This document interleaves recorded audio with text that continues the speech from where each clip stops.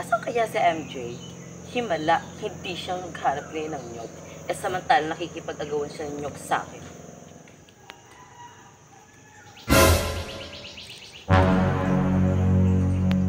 Hoy bakla! Wala lang.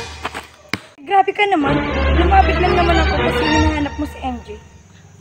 Ginulat mo kasi ako eh. Kasi nga ba si MJ? Baklang yun. Si MJ? Hinahanap mo? Pinagalitan na yun. Di na yun maghahanap ng nyog. Buti naman, wala na akong kaagaw. At ikaw, anong ginagawa mo dito? Nyog! Naghahanap lang naman ako ng nyog. Bakit? Bukid mo ba to?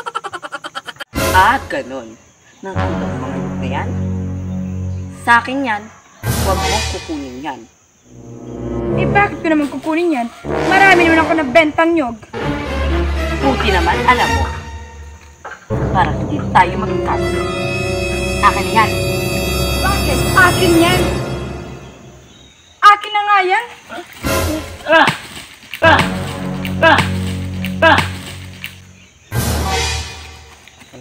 Walang hiya ka.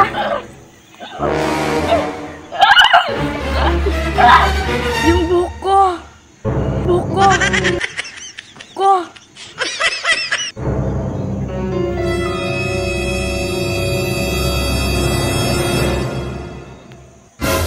Kakashampo ko palang yung nyog, tapos ginanam ko yung buko. Ay, buhok ba yan? Akala ko kasi walis tambo. Sa susunod, pag maghahanap ka na, magdala ka ng pangulo para dito ka na magbalogo. Umalis ka na nga dito bago patpanlok tong nyog sa'yo.